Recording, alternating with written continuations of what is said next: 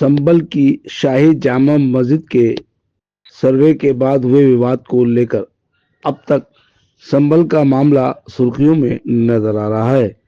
कभी बावड़ी को लेकर, कभी प्राचीन मंदिरों को लेकर, अब एक बार फिर से जहां शाही जामा मस्जिद के निकट पुलिस चौकी निर्माण पर असदुद्दीन ओवैसी का बड़ा बयान जारी हुआ है। उनका कहना है वक्फ प्रॉपर्टी पर पुलिस चौकी बनाई जा रही है जो गैर कानूनी है। वहीं संभल के सीओ अनुज चौधरी द्वारा धार्मिक शोभा यात्रा में वर्दी पहने हुए गदा हाथ में लिए नजर आ रहे हैं, जिसको लेकर अमिताभ ठाकुर ने डीजीपी को पत्र लिखकर सीओ संभल अनुज चौधरी के ट्रांसफर की मांग की है, जिस पर काफी चर्चा हो रही है।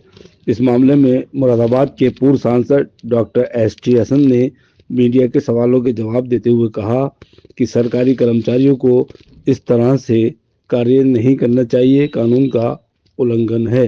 उन्होंने क्या कहा, सुनिए उन्हीं की जुबानी। जी हाँ, आप देख सकते हैं वीडियो में कि किस तरीके से धार्मिक शोभा यात्रा में संभल के सीओ अनुज चौधरी अपने हाथ में गदा लिए हुए नजर आ रहे हैं। एक सरकारी कर्मचारी जो सभी धर्म समाज के लोगों की सुरक्षा के लिए तैनात किया गया, वो शोभा यात्रा में गदा हाथ में लिए नजर आ रहा है। मीडिया का सवाल उठाना इसलिए लाजमी है। मैं जैसे नीचे खड़ा था तो गुरुजी ने मुझे दे दी, आप पकड़िए, तो मैं पकड़े हुआ था, बस ये था मेरे हाथ में। लेकिन सर दे दिया तो लेकिन सर आप जो है सर जिस तरीके से सर यहाँ आए इस पूरी जैसे सुरक्षा व्यवस्था में सर आप वर्दी पहने थे, तो सर वो हनुमान जी की गदा सर आपके हाथ में थी इस तरीके से। नहीं, तो वो तो कोई वो नहीं है, अटेंडम है।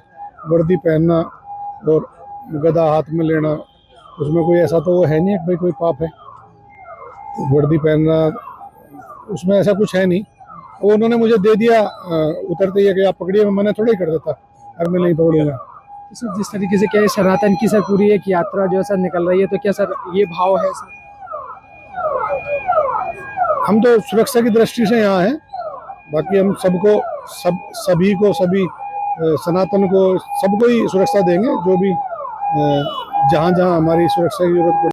सीओ संभल श्री अनुज कुमार चौधरी द्वारा लगातार अपने ड्यूटी से इतर विभिन्न धार्मिक कार्यक्रमों में प्रतिभाग करने तथा इस दौरान वर्दी के स्थापित नियमों का स्पष्ट उल्लंघन करने का कार्य उत्तर प्रदेश सरकारी सेवक आचरण नियमावली 1956 के नियम 3 और 4 का खुला उल्लंघन है।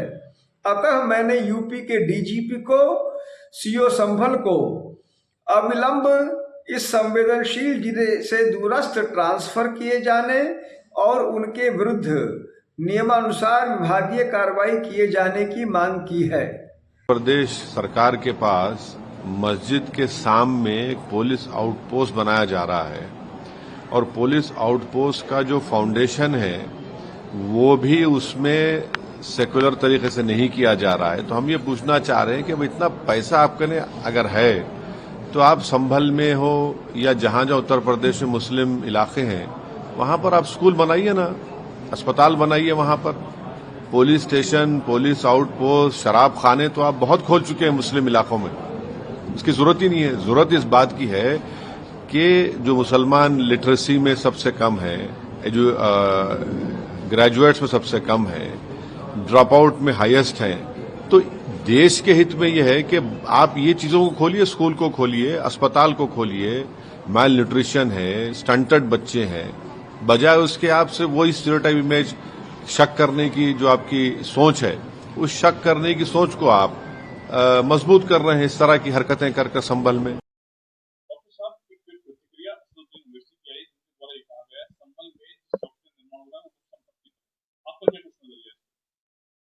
देखिए, अगर असदुद्दीन ओवैसी साहब ने ये बात कही है तो किसी न किसी बेस के ऊपर कही होगी। देश के बड़े नेता हैं वो। अब अगर वो वक्फ की संपत्ति है, जैसा कि हमें भी हमारे सूत्रों से पता चला है कि वो संपत्ति वक्फ की संपत्ति है, उस जगह पे पुलिस चौकी बनाना मुनासिब नहीं है और न ही बननी चाहिए। वक्फ की संपत्ति को ना बेचा जा सकता, ना ही उस पर अवैध कब्जा किया जा सकता। लेकिन जिस अंदाज से पुलिस चौकी बन रही है, उससे ये एहसास होता है कि शायद जो तेजी दिखा रही है वहां पे पुलिस बनाने में, कि ये अवैध तरीके से वहां पे पुलिस चौकी बनाई जा रही है।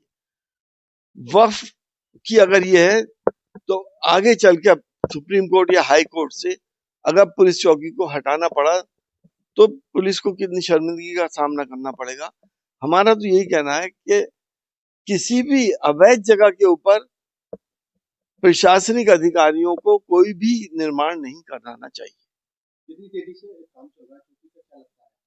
मैंने कहा नहीं कि जो तेजी दिखा रहे हैं, 50-50 लोग जहां पे काम कर रहे हो, आखिर इतनी जल्दी क्या है? वही शक पैदा कर रहा है कि शायद ये जमीन जो है वो अवैध तरीके से इस पे कब्जा करके पुलिस चौकी बनाई जा रही है। संबल में ज्ञापन निकाली गई थी चर्चाओं में, वो जो क्षेत्र अधिकारी हैं वो अपने हाथ में गदा लेकर चल रहे हैं उस ज्ञापन। देखिए, किसी भी प्रशासनिक अधिकारी को ये शोभा नहीं देता कि वो पुलिस की ड्रेस के अंदर गदा लेके और इस तरह के काम करें, क्योंकि वो सबके हैं। जो भी प्रशासनिक अधिकारी है वो हिंदू, मुसलमान, सिख, ईसाइयों का है। उसे ये मैसेज नहीं देना चाहिए कि एक पर्टिकुलर मजहब के लिए वो काम कर रहे हैं या एक पर्टिकुलर कम्युनिटी के लिए वो काम कर रहे हैं, जिससे उनकी निष्पक्षता के ऊपर भी सवाल खड़े होते हैं। तो ऐसे मैसेज देने वालों को एहतियात करनी चाहिए कि वो अधिकारी अगर हैं तो वो इंसाफ के लिए, किसी भी कम्युनिटी वाले उनसे अपने लिए इंसाफ मांग सकते हैं, लेकिन किसी एक कम्युनिटी के होकर दूसरी कम्युनिटी वालों को झिझक महसूस होगी कि इस अधिकारी से हमें इंसाफ नहीं मिलेगा।